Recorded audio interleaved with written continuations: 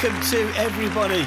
You're listening to The Music Business Buddy with me, Jonnyamos, podcasting out of Birmingham in England. I'm the author of the book, The Music Business for Music Creators. I'm also a songwriter and a producer and a senior lecturer in both music creation and music business. Wherever you are, whatever you do, consider yourself welcome to this podcast and to a part of this community. I'm here to try and educate and inspire music creators from all over the world in their quest to achieving their goals by gaining a greater understanding of the business of music.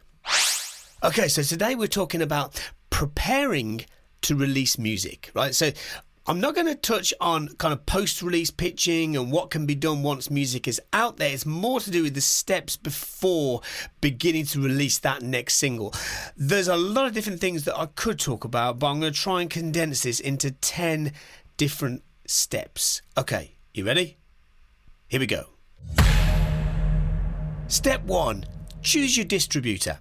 It's good to build an expectation of what do you expect from a distributor. So do you want to pick one that's going to work with you for the entirety of a strategic campaign? Maybe it's like a kind of 18-month campaign, or maybe you just want to work with different ones and put a single out on different ones. Maybe you're happy to relinquish, kind of 10, 15% of your master rights in exchange for working with a distributor that can look to monitor your growth and offer kind of strategic support and editorial playlisting and that kind of thing. Or, maybe you don't want that. Maybe you would rather just pay a fixed fee and not have to worry about any kind of commissionable model. Also, maybe you're really into kind of good analytics. Maybe you want a distributor to help you with creating visualizers, squares, banners, things like that. Whatever it is that you're looking for, choose your distributor. That's step 1. Step 2, upload the release to that distributor and send the right metadata. Now, this seems like quite a simple step, but actually there's quite a few things that can be done kind of wrong here. So the goal is to upload a high-resolution WAV file of the song together with the artwork and choose a release date, but the release date will ideally be kind of 6 weeks away from the moment that you actually upload. Now, your distributor is going to ask you some questions about your song. Don't rush it. It's a crucial step. They're extracting metadata about your song. Not about you so much as an artist, but mainly about the song and where it fits, so that they can paint an accurate picture of how the music will actually be recognised by the digital service platforms. So ultimately, the information that you put in at that stage will fall in line with what the music actually represents in terms of kind of genre and mood and that kind of thing. Step 3, electronic press kit and creative asset bank. This is really important, right? So you have to prepare content, don't you? We all know this, and we have to get really creative in this day and age to kind of think about, what are we going to say on social media, or how are we going to come across? There's a lot of pressure on artists to have to come up with that sort of stuff these days. But, it is what it is. It's the times we're in. So let's just, kind of put the focus on this for a minute. Now, you're going to need a range of kind of assets for both social media and for tastemakers, when it comes to promoting your music. Tastemakers I'm going to come back to in a few minutes on a different step. But now you're making something available in the form of an electronic press kit on a downloadable link to tastemakers, right? So bloggers, to YouTubers, whoever you want to send music to. Now, it could be a Google Drive, a Dropbox, a OneDrive, something similar. It's more about assets than it is about presentation of some kind of beautiful website. That's not as important, I would say. Now, you've got to try and make it easy, okay, for tastemakers to be able to access a range of assets that can actually promote your release, together with some kind of assets that you can use yourself to actually promote your release. So the kind of things we're talking about here are high resolution images. It could be video content, music videos or lyric videos. It can even be things like behind the scenes or a documentary or some kind of storytelling content that aids your release. Maybe it's even a visual that kind of fits well with your song. When you think about promoting an artist, it's a double-handed promotion, isn't it? You're promoting the artist and you're promoting the song. But one of the best ways to promote an artist is by promoting a song. So, for example, if you were to have some kind of visual element, it could be about anything, nothing to do with your music, but that you could sync your music to, that could be really useful content for Reels or for TikTok, for example. A biography. That's written in third person. I'm going to come back to that in a second. A PDF copy of the press release, which I'll come back to as well. Artist logos, and that could be ideally in different sort of shapes, right? So, that you can use for different social media channels, which again, I'll come back to. Contact details. So many people leave this out, right? The contact details, phone number, telephone number, that kind of thing. The actual music files, don't overlook that, so just upload some, the MP3s, the WAV files or whatever of your song. It might be that you're pitching, for example, to, I don't know, a podcaster, and you want them to play your song on their podcast. Well, they're going to need the file downloaded. And instead of tastemakers like podcasters or YouTubers or bloggers, instead of them having to come back and forth and, hey, can you send me this? Can you send me that? They expect a link these days that they can just go and click and find those things themselves. Now, it's good to be creative when writing your biog, right? It doesn't have to be kind of, long-winded, but it's certainly a good idea to kind of steer away from unnecessary detail about how much music means to you, or, what you did in music when you first started. Or what matters now is who you are, right? Who you are. This is the perfect way to write a biog. Who you are, what genre of music you make, where you're from, what have you done recently with music, it could be past releases or live performances, and what you plan to achieve moving forward. It doesn't need to be anything outside of that. That's a great way to, write a biog. It can always be adapted, it can always be revisited. Anyway, so that's step 3, and that's creating a creative asset bank and an EPK. Step 4, prepare your channels. Tastemakers are going to need to be able to hear your song, but it's not released yet, right? So you're going to make it easier for them to by allowing access to your unreleased music in 2 ways. Firstly, by putting your song and an instrument of your song in your EPK, so it can be downloaded by the user that you're trying to engage with. And secondly, to upload a private link of the song on a platform, where it can be streamed. So SoundCloud is quite a good fit for this because it's a trusted source by many radio stations and bloggers and stuff. But also, you can just make the track public once it's actually been released. Now, it's good to prepare your social media channels for a release. Now, it can be achieved using, squares or banners or whatever is suitable for different platforms, but just to create, awareness of the release. So that's not necessarily kind of artist artwork, but artwork of the actual release. So, it's got to be sized appropriately, for the different platforms that you're using. So, the size of a YouTube banner is unique to that platform. The size of a Facebook banner is unique to Facebook. But be sure to create a visualizer as well for Spotify Canvas. This needs to be a kind of 3 to 7 second video that works well when placed on a loop. Don't make that common mistake where, you kind of try to lip sync with something. It's not TikTok, right? So for Spotify Canvas, be sure to make a little video loop that has to work in 9:16 ratio. And it also needs to be between kind of 720 pixels and 1080 tall. So once your release has been delivered to Spotify, you'll be able to upload this asset.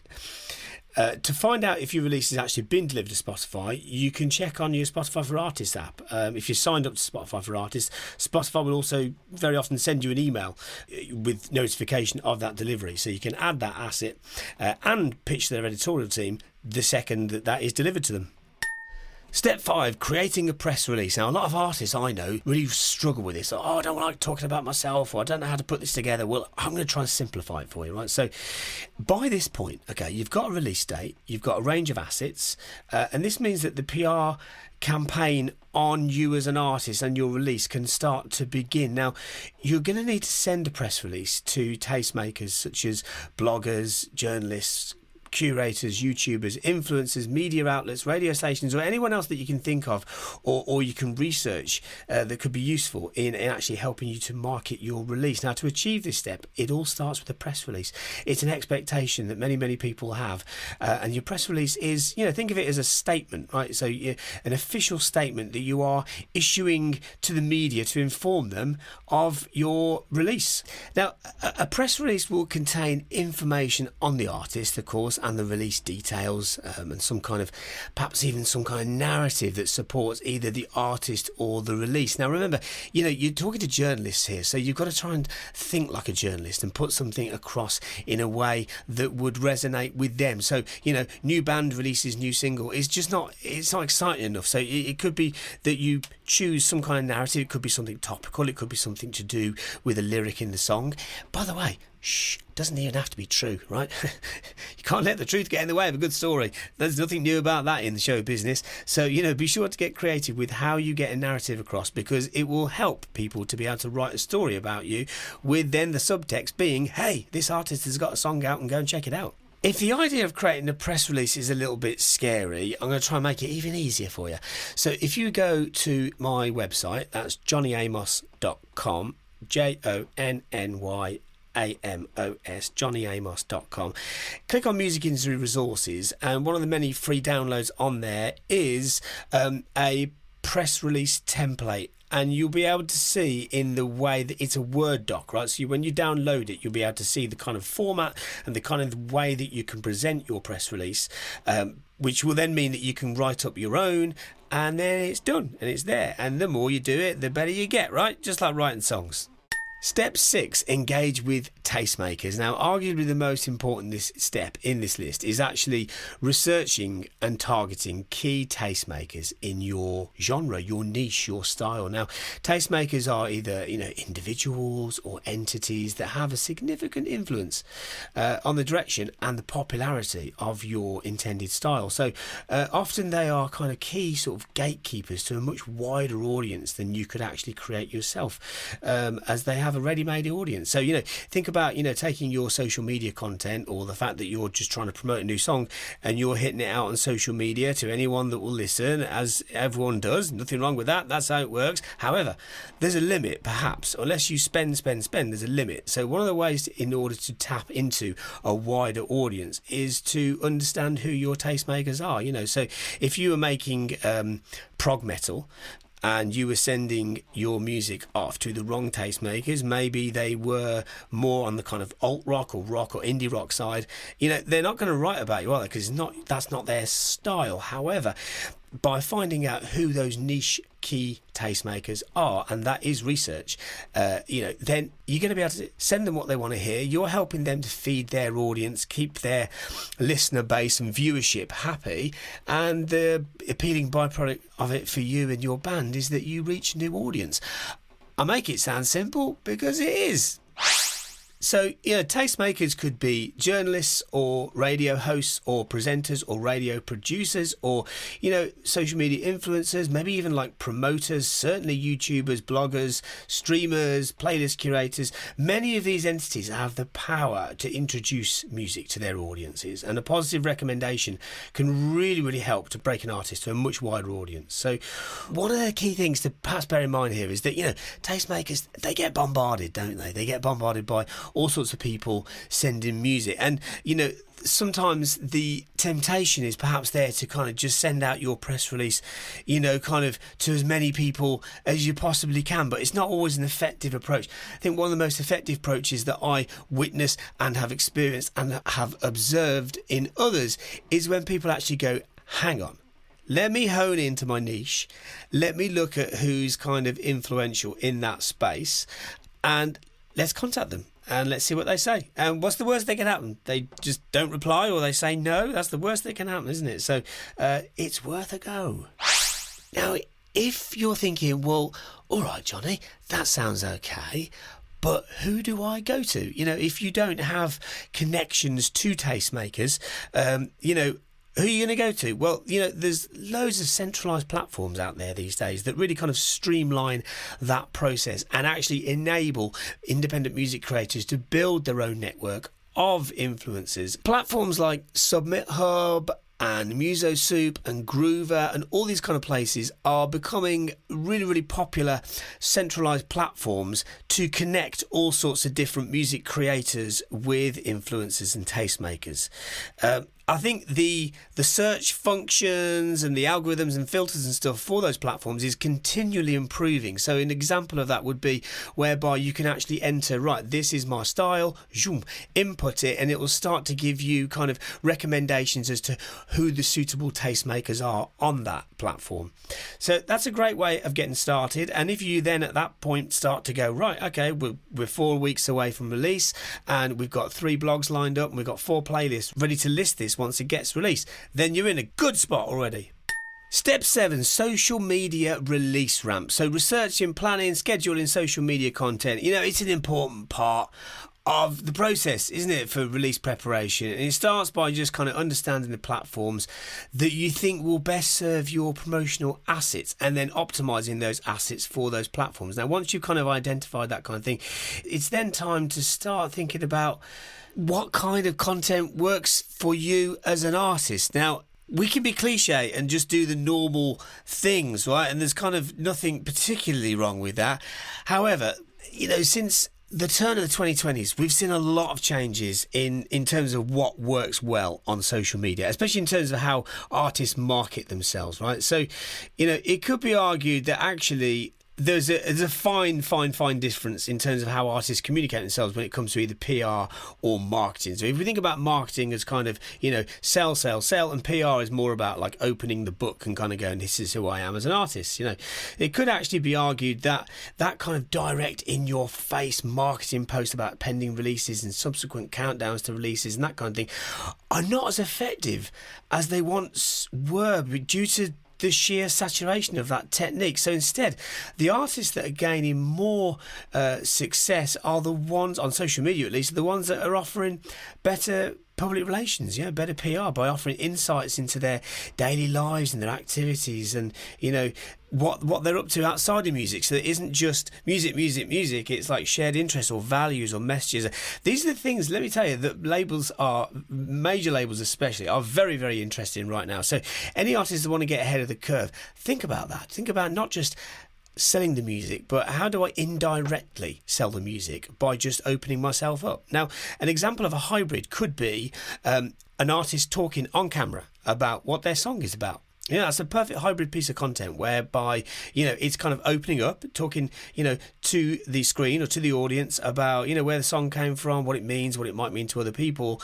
And actually then people kind of gaining an interest in the song. So that's kind of marketing and PR in terms of how that links and projects itself on social media. One thing's for certain, and that is that the more prepared you are, the better, because I think the daily pressures of kind of going, right, what do I have to say today, or how can I make myself look interesting today? These are the common kind of thoughts and concerns, aren't they? But those kind of concerns can be reduced a little bit by kind of thinking ahead and planning and preparing content in advance. I know lots and lots and lots of people that do that these days, and it certainly takes the burden away from having to think about, right, what am I going to say today, or what am I going to say tomorrow?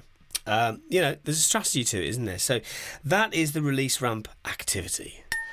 Okay, step 8 is the pitch to Spotify editorials. Now, pitching your song through the Spotify for Artists app is strongly advised. It's a short process that allows Spotify's editorial departments the opportunity to curate your new song into one of their editorial playlists that are generally focused on perhaps even mood or genre. Now, the pitch must be made at least 7 days prior to the release of the song. After that time, it's too late. So if the song's already released, it's already out, it's too late to pitch. The pitch includes questions about the mood and the genre, together with, some information about the culture and the instrumentation of the song, and also the artist's home city, which also plays a part. So, it doesn't take long to do. There used to be a neat little 500 character text box on there where you could pitch your song. They've removed that now. Not quite sure why. I don't know if it's going to come back, but that was a great way of feeding the algorithm. But anyway, it's not there anymore. So it takes even less time to pitch for editorial pitches through Spotify for Artists now. Step 9. Work your old songs. Now, if you've not had any previous releases, then skip this step. But if you've had previous releases, it's worth pitching them to as many curators, and I'm talking third-party curators, as possible in the run-up to a release. Now, there's a great deal to be gained from this as it feeds data to the DSPs on who is listening to your old music and what else they listen to once they contrast and compare it through collaborative filtering. So the more data on your old songs, the better it is for your visibility when releasing new music. Now, this process basically allows your new music to be deemed as at a lower risk by the platforms, and ultimately enhances the chances of your new single being introduced to a wider audience through their algorithmic functionality. So pushing existing catalogue or past catalogue as part of a build-up to a new release is an approach that, I can assure you, is used by many, many music professionals. This process has perhaps even become a little bit easier since the introduction of Spotify's Discovery Mode. Now, Discovery Mode is not available in every country. say it's not available to every person. There are certain kind of caveats that have to be hit in order for it to be able to be activated. But it's worth checking in your Spotify for Artists if you can activate discovery mode, which allows artists and their teams to use Spotify for Artists app to allow for a higher discovery rate through kind of autoplay and radio functionality by using specific songs to target growth. So this has become a very, very popular kind of tool and technique in campaign preparation by using old catalogue to drive awareness for a new release. And step 10 to the steps before releasing music is actually thinking ahead to the release day. I always think of a release day as quite a special day, isn't it? It's kind of a bit like a birthday. You have that kind of warm, fuzzy, glowing kind of feeling about the day. It's special, right? And you've got to do something to celebrate it, even if it's just a small thing. It's going to be different things for different people. Very often a release day can be quite a sort of busy day on a kind of administrative level, perhaps where sort of track links need to be shared with tastemakers that you've prepared for engagement or whatever. But also it's worth just kind of looking ahead and just preparing some special content which markets that release on release day. Release day is also about the excitement of something new, and people want to hear the song straight away. So, allow for that to be the priority. It's also worth looking ahead to the release day several weeks in advance and thinking about maybe, perhaps a live performance and how that might contribute to the launch of the new release, and what that event might look like, or perhaps even some kind of alternate or live or rough or stripped version of the song that you're going to share, that day or perhaps the week after. We're seeing a lot of people now really kind of stretch out and elongate even just a single release into multiple weeks of alternate versions, stripped versions, that kind of thing. So those things don't happen by accident. They're all pre-planned, aren't they? So it's good to think ahead of that. Okay, now everything I've said there is all about what you do or before you release music, right? Or what you can do before you release music. There's actually a strong argument to suggest that there's a lot more you can actually do in post-release. So I'll cover that in the future, but I didn't want to throw too much at you today. So those are 10 steps about preparing before releasing music. But for now, I shall wish you well. Have a great day. Thank you for tuning in, and may the force be with you. The music